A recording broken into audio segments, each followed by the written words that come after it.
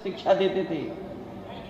केवल एक मोबाइल ने जो फिल्म बनाई बता दिया कि भारतीय जनता पार्टी के लोग कैसे हैं। और जब यहां के भारतीय जनता पार्टी के सांसद पहुंचे तो वो कहते हैं कि कानून व्यवस्था को देख करके हम शर्मिंदा हैं।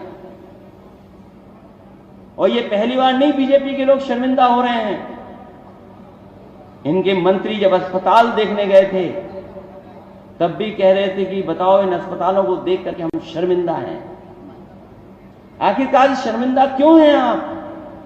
क्योंकि 5 साल आपने काम नहीं किया। अगर 5 साल काम किया होता तो शायद आपको शर्मिंदा नहीं होना पड़ता। और हमें तो ये लगता है बीजेपी में कुछ अंदर ही अंदर चल रहा है जिसका हमें और आपको नहीं पता है। हमारे मुख्यमंत्री जी हैं, उन्हें पता ही नहीं मंत्री कौन बन गया। और अगर मंत्री बन भी गए तो मंत्रियों ने किसके ट्रांसफर कर दिए किसी को नहीं पता। अगर आपने पढ़ा होगा अखबारों में, बताओ ट्रांसफर पोस्टिंग में ऐसा खेल कभी नहीं हुआ जो इस बार हो रहा है इनकी सरकार में। इसलिए जहां इस सरकार की शुरुआत है लोग अभी से शर्मिंदा होने लगे हैं। और अगर उठा करके देखो आप, अगर आप सरकारी अस्पताल में जाएंगे आपको इलाज नहीं मिलेगा। वहां पर सरकारी अस्पताल में अगर दवाई मांगेंगे तो दवाई नहीं मिलेगी।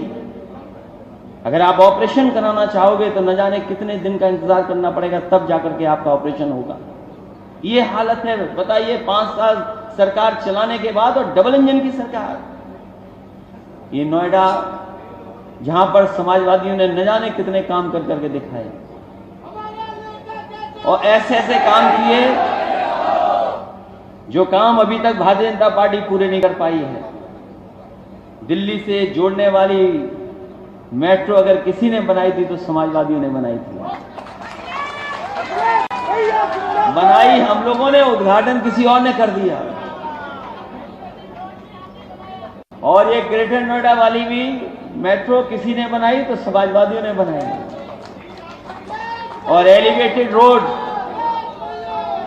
जिससे न जाने कितने लोग प्रतिदिन चलते होंगे, लाखों लाख लोग इस्तेमाल करते होंगे।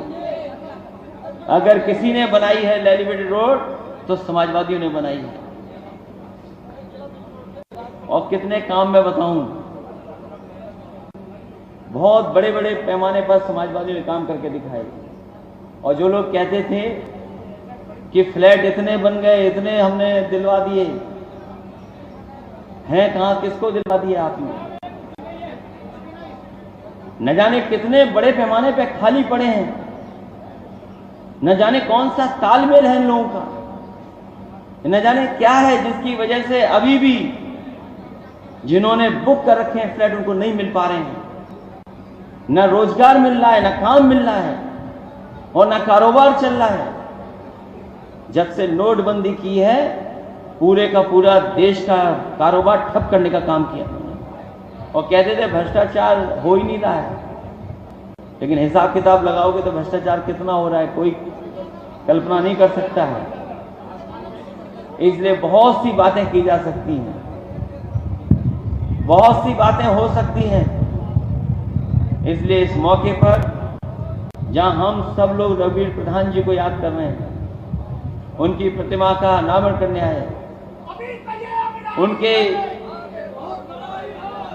उनके परिवार के लोग हैं, सहयोगी हैं, साथी हैं, संबंधी हैं, सब लोग उपस्थित हैं। उन्होंने हमेशा समाजवादी पार्टी की मदद करने का काम किया, मजबूत बनाने का काम किया। मुझे उम्मीद है कि जिस तरीके से उन्होंने समाजवादी पार्टी की मदद की और मजबूत किया, और जिस तरीके से उनकी कोशिश थी कि शिक्षा से ही बदलाव आ सकता है, हमें उम्मीद है कि जो रास्ता उन्होंने दिखाया उस रास्ते पर हम सब लोग चल करके न केवल समाज को आगे बढ़ाएंगे बल्कि अपना पार्टी का भी सम्मान बढ़ाने का काम करेंगे। मैं एक बार फिर भरत यादव जी का, उनके सहयोगी साथियों का और जितने भी समाजवादी साथी उपस्थित हैं उनका मैं धन्यवाद देता हूं। साथ ही साथ इस गर्मी में, जहां इतनी उमस भरी गर्मी है, जहां इतनी उमस है, वहां इतनी बड़ी संख्या में हमारे समाजवादी साथी आए। हम आपका भी बहुत बहुत धन्यवाद और आभार प्रकट करते हैं कि इस उम्मीद और भरोसे के साथ आने वाले समय में हम लोग पार्टी को और मजबूत बनाने का काम करेंगे। बहुत बहुत धन्यवाद।